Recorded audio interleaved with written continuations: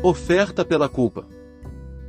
Falou mais o Senhor a Moisés, dizendo: quando alguma pessoa pecar, e cometer ofensa contra o Senhor, e negar ao seu próximo o que este lhe deu em depósito, ou penhor, ou roubar, ou tiver usado de extorsão para com o seu próximo, ou que, tendo achado perdido, o negar com falso juramento, ou fizer alguma outra coisa de todas em que o homem costuma pecar, será, pois, que, tendo pecado e ficado culpado, restituirá aquilo que roubou, ou que extorquiu, ou o depósito que lhe foi dado, ou perdido, que achou, ou tudo aquilo sobre o que jurou falsamente, e o restituirá por inteiro, e ainda a isso acrescentará a quinta parte, aquele a quem pertence, lhe o dará no dia da sua oferta pela culpa. E, por sua oferta pela culpa, trará, do rebanho, ao Senhor um carneiro sem defeito, conforme a tua avaliação, para a oferta pela culpa, trá-lo-á ao sacerdote. Levítico 6:1-6. Vamos estudar, com muita atenção, esse trecho das Escrituras que fala a respeito da oferta pela culpa, que é um assunto muito importante na Bíblia. São mencionados 5 tipos diferentes de oferta nos capítulos 1-6 de Levítico. Esses 5 tipos de oferta tipificam os diferentes aspectos do Senhor se oferecendo como sacrifício. Nosso Senhor Jesus Cristo é o sacrifício de Deus, o que pode ser visto a partir de 5 perspectivas diferentes. Somente se as considerarmos, a apresentação do sacrifício será completa. A relação entre a oferta pela culpa e as outras 4 ofertas. Qual é a relação entre a oferta pela culpa e as outras 4 ofertas anteriormente citadas? A fim de respondermos a essa questão, precisamos descrever esses 4 tipos de oferta antes de os compararmos com a oferta pela culpa. Holocausto. Significa a forma total e completa como nosso Senhor se oferece a Deus. Não é para expiação, mas ao oferecer-se voluntariamente a Deus, ele possibilita a obra de expiação. Oferta de manjares. Não há sangue nessa oferta, pois ela tipifica a vida do nosso Senhor. Sua vida na terra foi muitíssimo pura, ele viveu de maneira pura e delicada diante de Deus. A ênfase, nessa oferta, está em sua perfeição. Jesus é o homem perfeito. Assim como a farinha é boa para os homens, para nós, os que cremos, Jesus é nosso alimento espiritual. Oferta pacífica. Simboliza o Senhor promovendo a paz entre Deus e os homens. Ele faz com que fiquemos em paz com Deus e com que Deus fique em paz conosco. Oferta pelo pecado. Essa oferta sugere a forma como a obra redentora do Senhor nos reconcilia com Deus. Jesus faz a expiação pelos nossos pecados a fim de que possamos ser salvos por essa sua obra. Oferta pela culpa. Algumas pessoas podem perguntar qual é a diferença entre a oferta pelo pecado e a oferta pela culpa. Pecado indica a soma total de todas as nossas transgressões diante de Deus, enquanto culpa se refere aos pecados que cometemos diariamente, o que nos torna, assim, responsáveis. É possível dizer que o sacrifício pelo pecado destina-se ao pecado total, enquanto a oferta pela culpa é dedicada a vários pecados específicos que podem ser contados. Os 2 aspectos da oferta pela culpa. A oferta pela culpa contém 2 partes, a primeira está registrada em Levítico 5, e a segunda, em Levítico 6. No capítulo 5, a Bíblia nos diz o que devemos fazer perante Deus pelo pecado que cometemos diariamente contra Ele. O capítulo 6 nos mostra o que devemos fazer aos homens se pecamos contra eles em nosso cotidiano. Agora, temos de focalizar a atenção no capítulo 6, que se ocupa com a atitude que precisamos tomar se pecamos contra nosso próximo depois de sermos salvos. A importância da oferta pela culpa.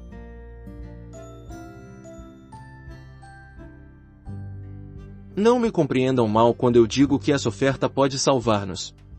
Já temos o holocausto, a oferta de manjares, a oferta pacífica e a oferta pelo pecado, que nos salvam e dão-nos vida. Entretanto, a oferta pela culpa dos capítulos 5 e 6 lida com o problema da comunhão com Deus. Ter vida é uma coisa, ter comunhão é outra.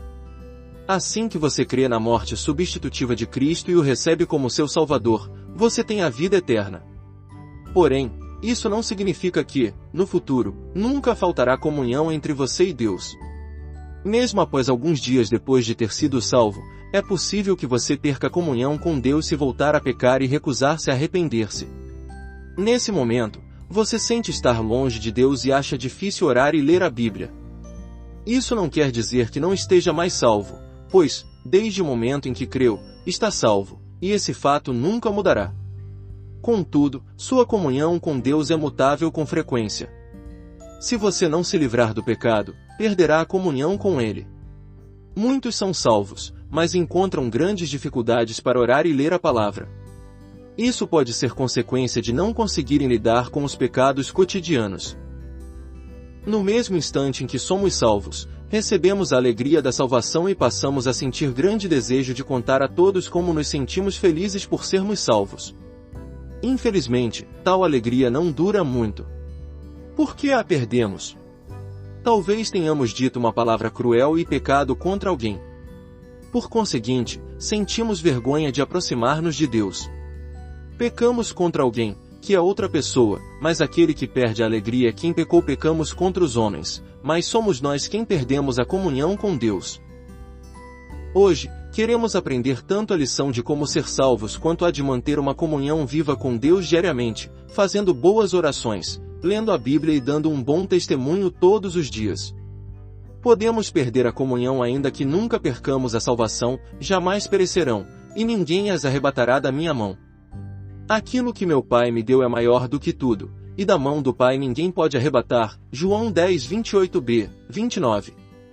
Assim diz o Senhor. Nunca perderemos a vida eterna, mas existe algo que podemos perder provavelmente, muitas vezes ao dia, e trata-se de nossa comunhão com Deus. Suponha, por exemplo, que um pai diga ao filho para que se comporte e não faça determinadas coisas. Então, o filho desobedece e pega um objeto do armário, brinca com mais companhias ou suja as roupas. Quando ouve seu pai chamá-lo, o filho não ousa encará-lo. Eles ainda têm um relacionamento de pai e filho, mas, devido à desobediência, o filho não ousa fitar o rosto do pai de imediato. O coração do menino bate descompassado ao ouvir a voz do pai, pois sabe que algo está errado entre eles e pensa: como posso olhar para ele? Isso tudo mudará o relacionamento de pai e filho? Certamente que não. Esse relacionamento jamais mudará, mas a harmonia entre eles se modificará. De qualquer forma, observamos que a relação de pai e filho que temos com Deus é para toda a vida e não está sujeita a variar de acordo com a condição mutável do nosso cotidiano. O que muda é que perdemos a comunhão diária com Deus. A oferta pela culpa nos leva à restauração da comunhão que tínhamos com Deus. Assim como a oferta pelo pecado leva os pecadores a crerem no Senhor Jesus, a oferta pela culpa faz com que os cristãos voltem a ter comunhão com Deus. A oferta pelo pecado tira os pecados que cometemos nos dias em que ainda éramos incrédulos, mas a oferta pela culpa livra-nos do que impede nossa comunicação diária com Deus. Uma nos dá vida, a outra nos concede comunhão. A oferta pela culpa relaciona-se aos homens.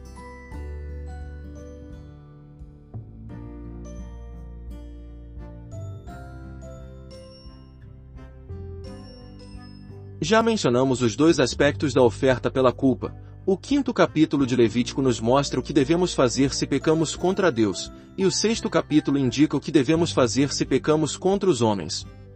O segundo aspecto é o assunto sobre o qual estou falando.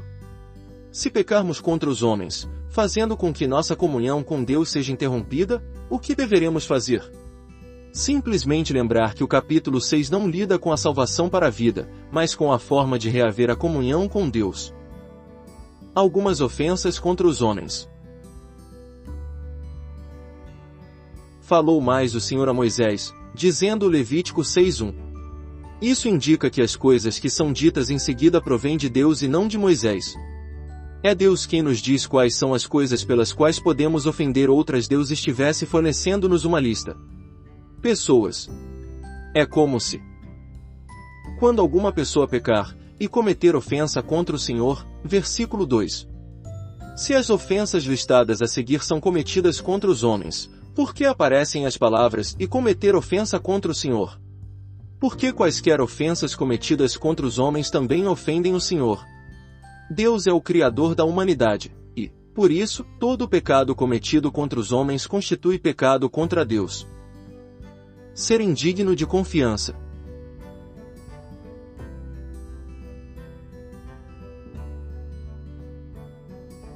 E negar ao seu próximo o que este lhe deu em depósito. Versículo 2. Tal pecado certamente interromperá nossa comunhão com Deus. Alguém já lhe confiou algo? Uma vez, quando eu voltava para Foxo, alguém me pediu que eu levasse algumas mangas para minha segunda tia. Por ser uma fruta tropical, a manga estraga com facilidade. Embora eu me esforçasse para que não estragasse, a cor das mangas modificou-se, e elas estavam chegando a ponto de serem jogadas fora. Pensei, se eu levá-las para casa, provavelmente estragarão. Então, por que não as dou para que os outros passageiros do navio possam comê-las? Assim, guardei 3 mangas verdes e dei o restante para os passageiros a bordo.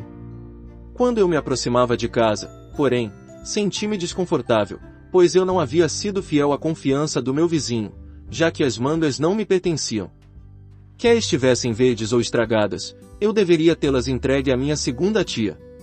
Senti medo de explicar a ela o que acontecerá, ainda que não explicar fosse igualmente difícil, pois faria com que a minha injustiça crescesse. Enfim, expliquei-lhe o que havia acontecido no navio. Se as pessoas nos confiassem $50, é provável que fossemos fiéis. Porém, se nos confiassem 50 centavos, talvez não seríamos honestos, pois a quantia seria pequena e não lhe daríamos tanta importância. No entanto, tal conduta seria negar algo às pessoas, o que nos faria perder a comunhão com Deus. Se nos pedem que entreguemos uma carta, não podemos abri-la e ler o conteúdo, ainda que desejemos verificar o que está escrito.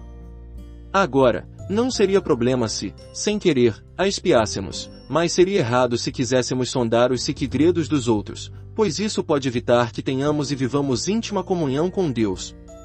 Tenho medo de muitos não estudem a Bíblia corretamente em virtude de não terem tratado com esse pecado. Se não somos dignos de confiança e não tratamos com esse pecado, podemos perder a liberdade de manter comunhão com Deus, o que é vital manter.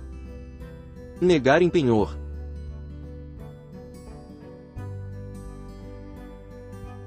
E negar o que este lhe deu, em penhor. Versículo 2. Aqui é mencionada uma ocorrência bastante comum, ainda que para nós não seja comum, mas muito especial. Trata-se de mentir no comércio. Entenda, por favor, que não é um assunto de comerciantes, mas até as pessoas que não trabalham na área podem cometer esse pecado. Trata-se de uma questão que preocupa a todo irmão e toda irmã em Cristo. Certa vez, ouvi falar que uma família composta por 4 pessoas estava em um ônibus. A mãe pediu que o filho separasse 70 centavos para dar ao cobrador depois. Na verdade, ela deveria pagar 72 centavos, mas tentou poupar 2. Isso não foi desonestidade do cobrador, mas do passageiro. Às vezes, em um ônibus, 3 pontos de parada podem ser passados antes que o cobrador venha receber o valor da passagem. Você será honesto e pagará o valor total ou pagará apenas o valor do ponto em que vai descer? Você pode pensar, por que não guardar o dinheiro para mim em vez de colocá-lo no bolso do cobrador? Trata-se de uma atitude injusta. Um cristão não deveria negar o que deve. Nós, cristãos, não deveríamos ser negligentes para com esses assuntos. Às vezes, ao comprarmos, podemos receber, de troco, 2 centavos a mais. Se nos sentimos felizes com o dinheiro extra, isso indica que amamos o pecado. Você pode pensar que é uma coisa pequena, mas, como crentes, não podemos deixar nada escapar. Certo irmão me disse que se não contarmos nem sequer uma mentira, nenhum negócio poderá progredir. Contudo, deixe-me dizer que devemos ser honestos no trabalho. No começo, pode parecer difícil seguir esse princípio, mas, no final, será lucrativo. Muitos irmãos honestos podem testificar do que estou falando. Não precisamos mentir e não devemos mentir. Se mentirmos no comércio e vendermos com fraude, perderemos a comunhão com Deus. Isso é algo que devemos tratar. Roubar outras pessoas.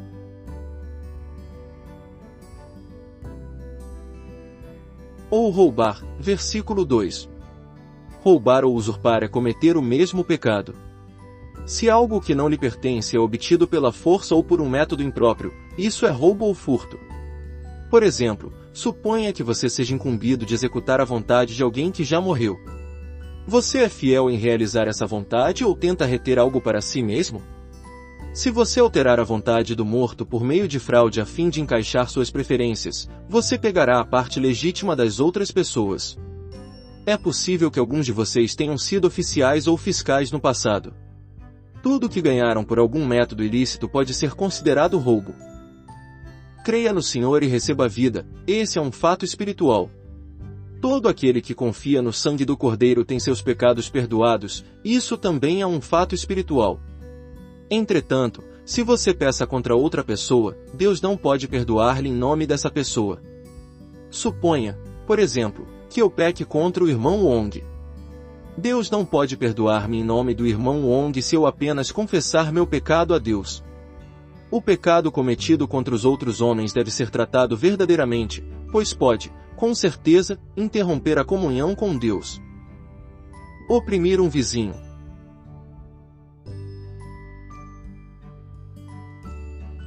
Ou tiver usado distorção para com o seu próximo, versículo 2.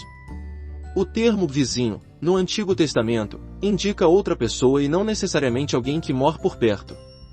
Trata-se de um hebraísmo. Se a sogra oprime a nora, os pais oprimem os filhos, os professores oprimem os alunos e os ricos oprimem os pobres, qualquer uma dessas situações pode ser considerada oprimir o vizinho e é um ato do qual Deus não se agrada.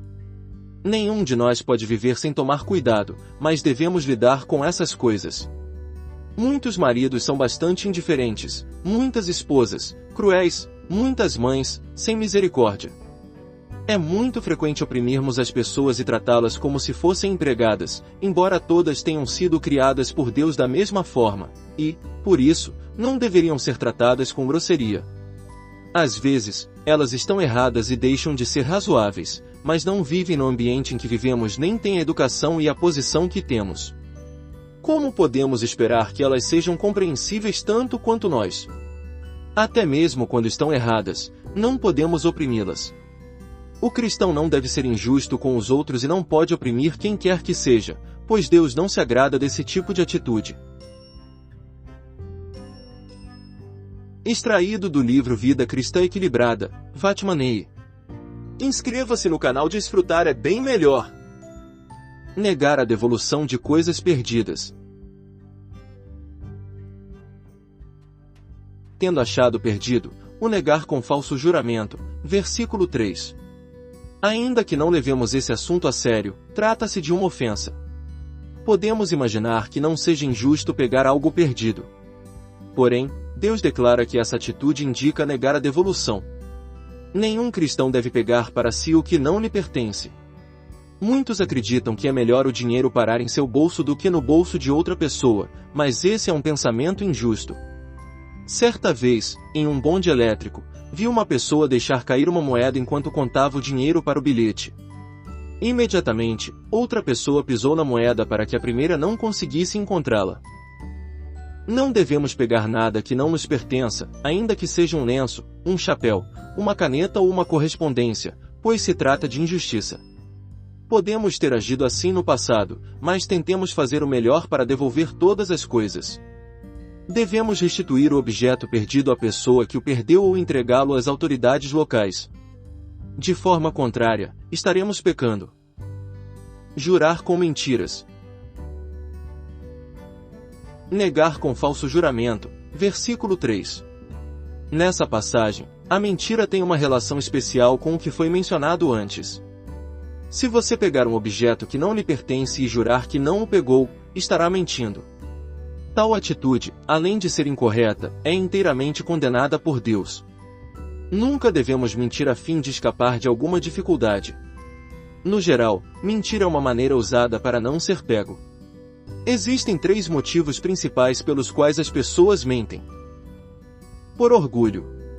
A mentira é usada para proteger o orgulho de alguém, ou seja, se este alguém fizer algo errado, ele mentirá e colocará a culpa em outra pessoa a fim de sair ileso. Por estar sujeito a uma disciplina exigente demais. A mãe que exige demais produzirá filhos mentirosos, a professora excessivamente severa terá alunos mentirosos, o patrão muito exigente acabará gerando empregados mentirosos. Quando exigimos demais das pessoas, é provável que as façamos mentir. Se você for mais complacente, as pessoas lhe contarão quando tiverem feito algo errado. Todavia, se não perdoar o menor deslize, as pessoas tenderão a mentir com o intuito de evitar problemas. Pela vontade de tirar proveito. Se você pode ganhar $100 se mentir, por que não dizer uma mentira? Mentir pode fazer com que você lucre. Algumas pessoas mentem por orgulho. Outras mentem porque se encontram em circunstâncias rígidas demais. Ainda outras mentem para lucrar. A mentira é condenada por Deus, e mentir para conseguir algum benefício é duplamente condenado. Suponhamos que você seja enfermeira e pretenda levar para casa um pouco de algodão e remédio pertencentes ao hospital. Para essa finalidade, você diz ao empregado do depósito que o material se destina aos pacientes, e assim, acaba mentindo a fim de tirar algum proveito. É bastante fácil mentir para ter lucro com coisas ilícitas, mas o cristão não deve fazê-lo. Eu só não me sentirei culpado se algum proprietário me der esse objeto ou permitir que eu me aposse dele. Extraído do livro Vida Cristã Equilibrada, Vatmanei. Inscreva-se no canal Desfrutar é bem melhor. Como lidar com as culpas? Se cometemos tais ofensas, ou culpas, o que deveremos fazer? Sabemos, é claro, que, de fato, precisamos lidar com a questão. Será, pois, que, tendo pecado e ficado culpado, versículo 4. Pecar é um ato, e ficar culpado é ser acusado diante de Deus.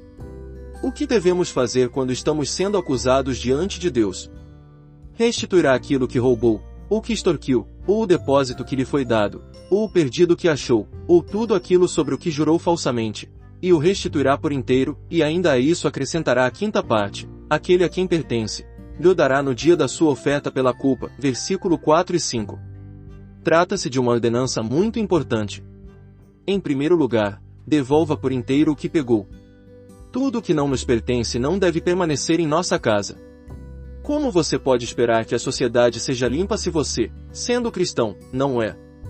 Como você espera que as outras pessoas devolvam o que pegaram se você, sendo cristão, não as devolve? Todo cristão precisa ser limpo. Temos de devolver ou pedir desculpas tão logo pudermos. Existe uma diferença básica entre a natureza da oferta pelo pecado e a natureza da oferta pela culpa. A oferta pelo pecado significa conciliar, ao passo que a oferta pela culpa, restituir. Não somos capazes de devolver para Deus nada concernente ao que pecamos. Também não podemos conciliar-nos com os homens se pecamos contra eles. O pecado que cometemos deve ser propiciado diante de Deus pelo sangue do seu Cordeiro. No entanto, quando pecamos contra os homens, precisamos fazer restauração em vez de propiciação. Se somos infiéis na questão do depósito ou se lucramos por meios impróprios, devemos restituir ao dono. Se não fizermos a devolução, ou restituição, não poderemos oferecer uma oferta pela culpa. Ser perdoado por Deus, pelo sangue do Senhor Jesus, é algo verdadeiro. Porém, você acabará perdendo a comunhão com Deus se, ao pecar contra os homens, recusar-se a fazer a devolução. Sempre que você pensar no que fez, sua consciência ficará inquieta. Assim, você não terá liberdade de estabelecer comunhão com Deus. Uma vez, F.B. Meyer foi convidado para participar da conferência de Keswick, na Inglaterra. Frederick Brotherton Meyer, 1847 a 1929, pastor batista inglês. Trabalhou com D.L. Moody, Campbell Morgan, Spurgeon e outros destacados homens de Deus de sua época. Realizou obras de cunho social e de recuperação de alcoólatras e de reabilitação de ex-presidiários. Foi evangelista na África do Sul e no Oriente. Por muitos anos, esteve intimamente ligado à conferência de Keswick. Qual foi a primeira mensagem que ele pregou naquela época? Ele disse: devemos compreender algo se pretendemos que Deus nos abençoe e reavive. Precisamos entender que, enquanto não acertarmos as dívidas que restam, não receberemos bênçãos nem seremos reavivados. Essa palavra foi muito eficaz, pois, no dia seguinte, todas as ordens de pagamento foram esgotadas no correio de Keswick. A partir desse incidente, é possível concluir que muitos cristãos são injustos. Muitas pessoas dirão: não matamos ninguém nem ateamos fogo em nenhuma casa. Mas me deixe dizer que, caso você deva alguma coisa a alguém, a pendência pode fazer com que perca a comunhão com Deus. O sangue de Cristo purifica nossos pecados, pois limpa-nos a consciência, mas não limpa nosso coração. Nosso coração só será purificado quando acertarmos nossas relações terrenas. Surge uma situação mais difícil quando o cabeça de uma família fundamenta seu lar sobre uma base injusta. Se a injustiça não for tratada, será quase impossível estabelecer uma boa comunhão com Deus, pois sua consciência será pressionada, e seu crescimento, impedido. Contudo, sempre que estiver ao seu alcance, devolva o que não lhe pertence.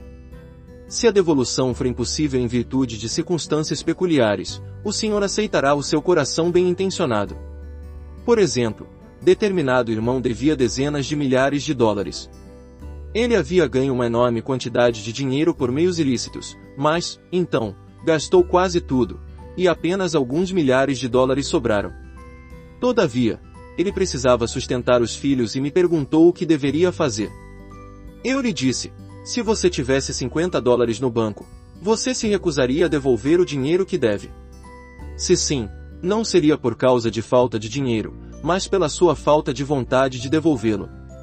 Se esse fosse o caso, Deus não o livraria. A consciência desse homem, a partir de então, não lhe daria paz. Por isso, aconselhei-o a devolver tudo o que tinha. Eu lhe disse que era muito melhor ser pobre do que ter uma consciência perversa. Enquanto você não lidar com os seus pecados, sua energia espiritual será sugada. Acrescente a quinta parte.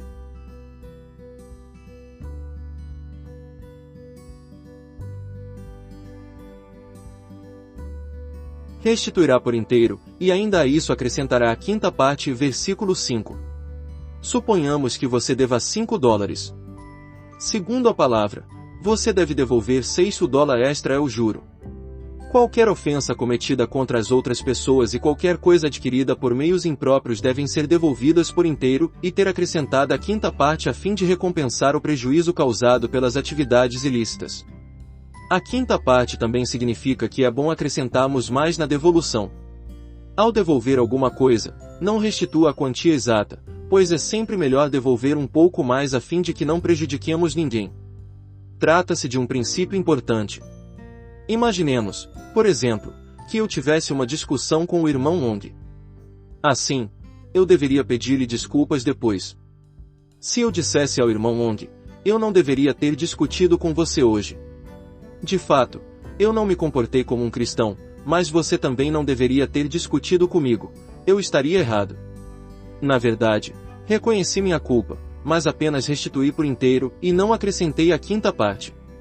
Se, depois disso, eu mencionar a culpa do outro, estarei demonstrando um coração incapaz de perdoar.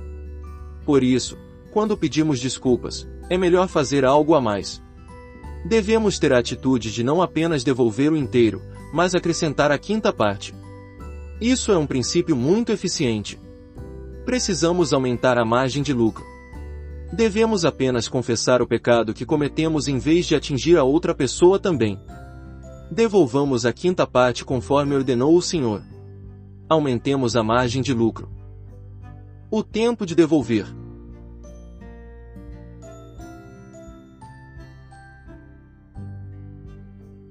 Aquele a quem pertence, lhe dará no dia da sua oferta pela culpa. Versículo 5. Isso nos diz que, no dia em que nos encontrarmos culpados, precisaremos fazer a devolução. Não há necessidade de esperar. Assim que descobrimos, devemos devolver. Não temos necessidade de esperar o mover do Espírito, uma vez que o Espírito Santo obviamente já se moveu com o intuito de fazer-nos perceber o pecado que cometemos. Não espere, mas restitua hoje. Não demore, pois a demora pode causar 2 efeitos prejudiciais. Em primeiro lugar, a voz da consciência pode deixar de falar. É precioso sempre que a consciência fala. Porém, é terrível quando deixa de falar. Em segundo lugar, a acusação da consciência pode tornar-se tão forte, que sua boca deixa de testemunhar, e você passa a não ter paz. Portanto, se ofendemos alguém, tratemos de acertar-nos com a pessoa imediatamente.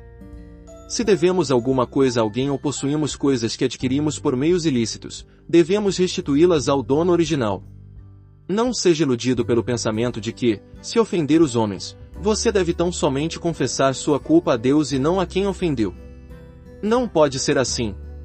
Deus lhe perdoará por causa do sangue de Jesus, mas não lhe perdoará pelos outros homens. Faça a devolução no mesmo dia em que descobrir o que deve. Toda demora fará com que você perca a força de agir. A restituição requer força, e o dia da descoberta é o melhor. Trazer a oferta pela culpa.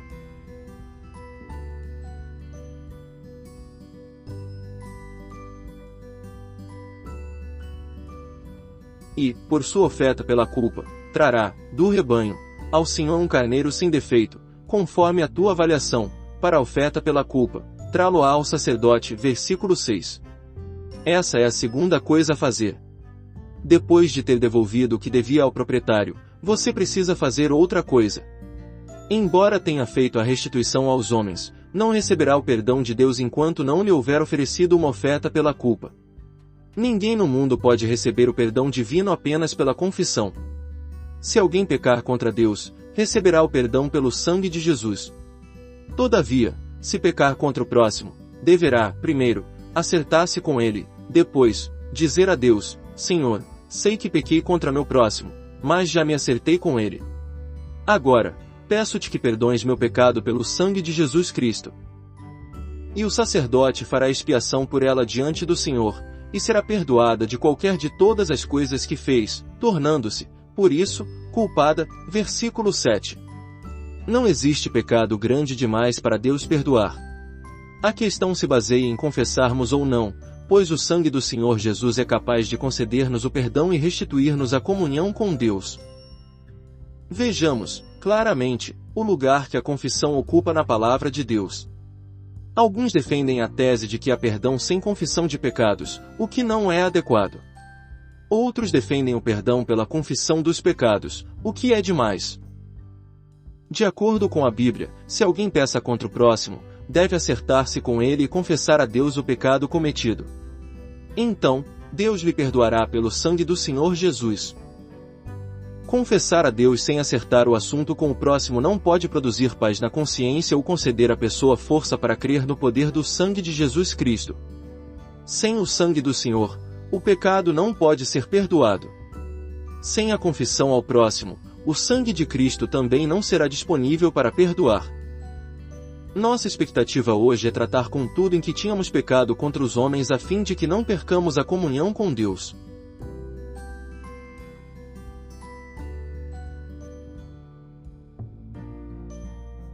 Extraído do livro Vida Cristã Equilibrada, Vatmanei. Inscreva-se no canal, desfrutar é bem melhor.